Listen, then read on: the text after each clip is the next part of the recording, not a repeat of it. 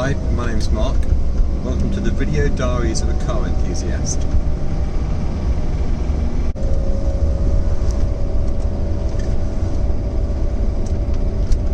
You join me in my 1970 Lancia Flavia Milleotto Bellina. It's a four-door Lancia Flavia 1.8, single carb, not the injected version. And I've recently driven it back from Genoa, which is pretty good really. It's 1,700 kilometres.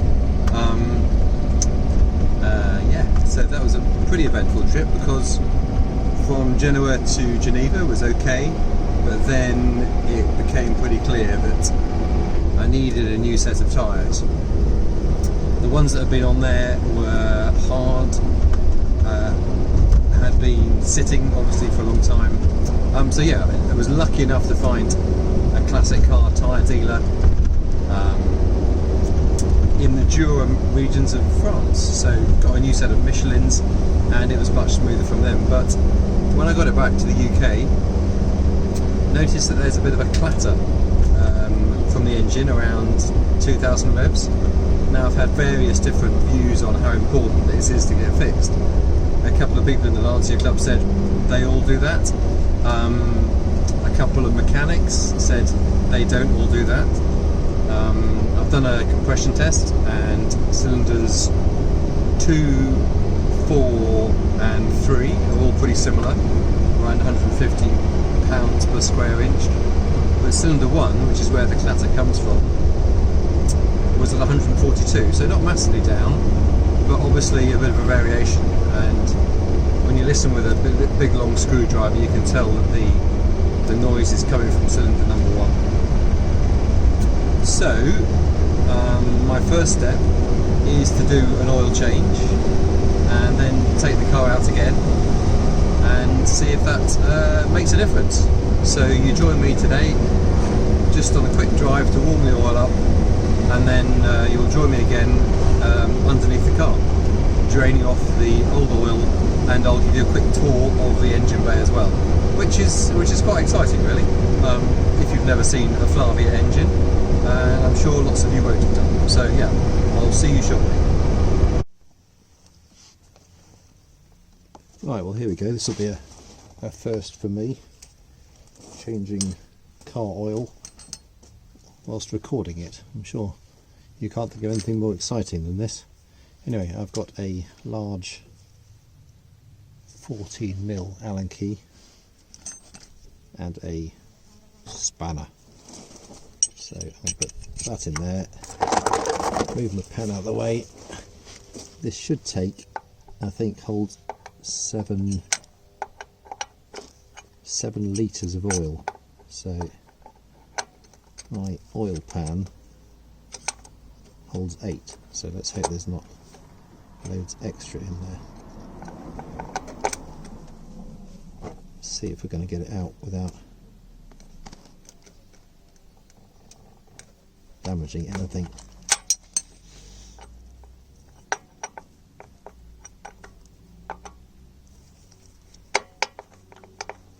It's not looking great.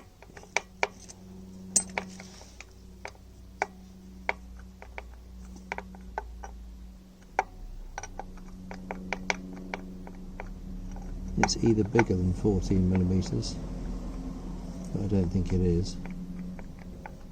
Or it's quite tired, which isn't really a great surprise. Let's try this again.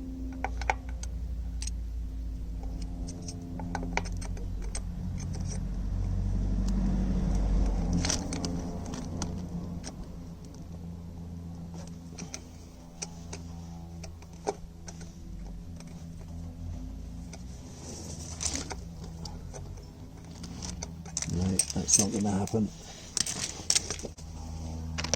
Let's see if I can use the power of the video to take a picture of it.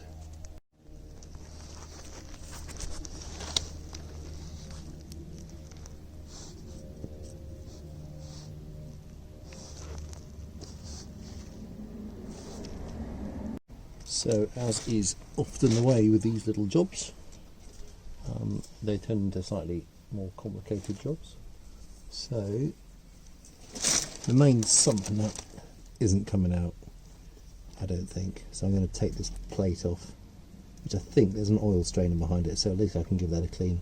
The disadvantage is it's going to be quite messy because obviously I can't control the flow of oil as it comes out, so I'll give it a good clean up underneath first, and then yeah, take all these individual bolts out, of which there are 2, 4, 6, 8, 9.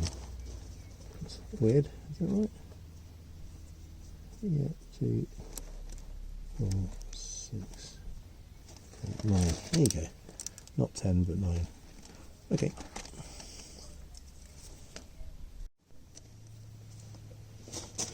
Right, let's see how we get on with this.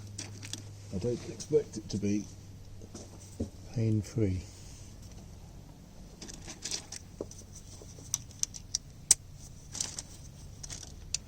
But hopefully, being underneath an engine, the bolts should be pretty free of rust, which is nice. And they are not very tight. Maybe this is the only way that I've been able to change the oil in this car for a while. So I'd say they are all about hand tight. Looking at the way the sump flows, I think the oil's most likely to want to come out the back onto the exhaust manifold. Oh yeah, there you go, straight out of a hole. I wasn't expecting it to come out of a hole, but actually that's going to make it pretty easy.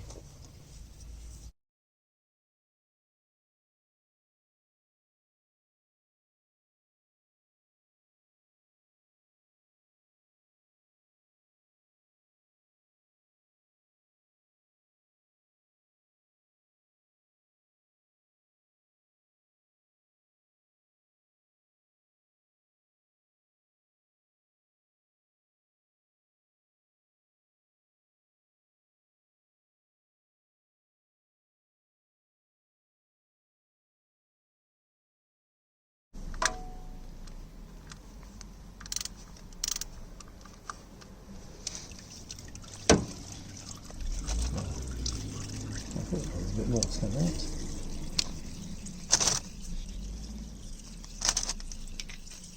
Using this one for a bit more without taking it out, because I don't really want a load of oil throwing out once the panel comes off. I think I've got it all now.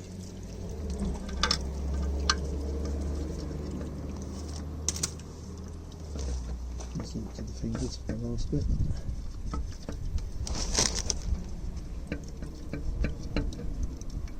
It's likely to drop the nut in the hot oil. That's likely, but not impossible. There you go.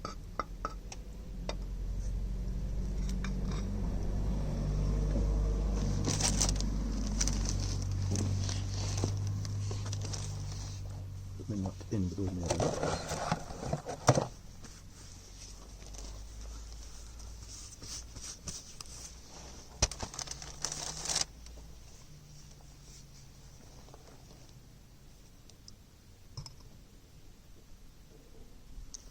See if I can get this off.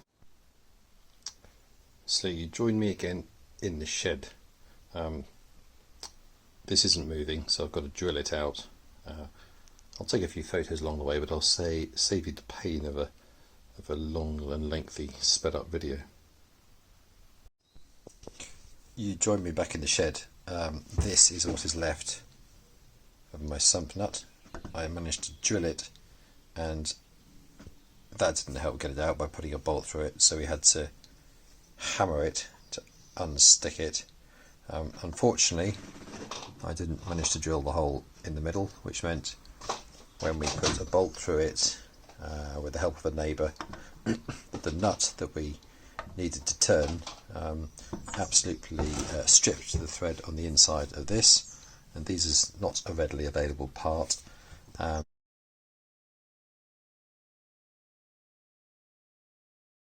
and it's just been, as I say, one of those jobs. I needed to provide another sump plug, which I got out of my Lancia Flavia, which is handy to have a spare Lancia in the garage, in order to give that to an engineering shop who then welded in a boss of aluminium, which didn't work the first time because they pushed the die through to create an M22 by 1.5 thread, which is the correct one for this plug. But when they pulled the die out, it just picked up some swarf and stripped the thread again. So they then put more aluminium weld in, did the job again, but unhitched the die from the machine and ended up pulling it, sort of continuing the die through the material. What is left is a really unpleasant thread. So I'm glad enough to have been able to find one of these on an engine that's being broken from eBay. So that should probably arrive in the next week. Anyway, I'll get this back on to the car. I'm sure it will hold, but only temporarily, just to see if I can then refill the car with oil, take it for a spin up the road, and attack the clatter, which honestly I don't think it's going to fix, but we'll see. Okay, he'll drive me back under the car, shoving this back on. Right, you join me again underneath the car. The observant of you will notice the background car has changed. That's my VW Lupo 3L, of which I'm very proud. Anyway, back to this job. So, can fitting the plate, refitting the plate. Just obviously want to make sure it's not, well, make sure it's still flat after all the heat it's been subjected to. It seems to be. Appreciate I should probably use a new gasket, as this one's probably 52 years old.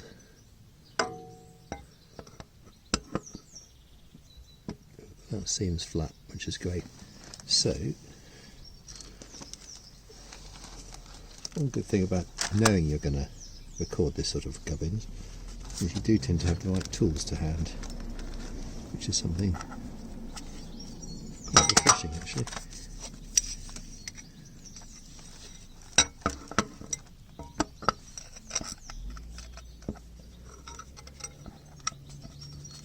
Let's get these ones spun on and hold it up.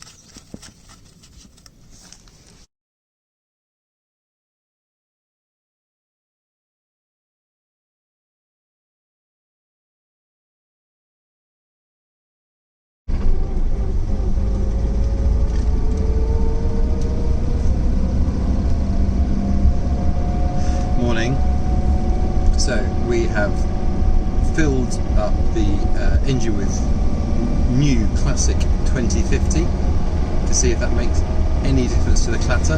The engine's really cold and that's when the clatter's worse. It comes on, as I said, about 2000 revs. And I think if I close the window, you should be able to hear about now.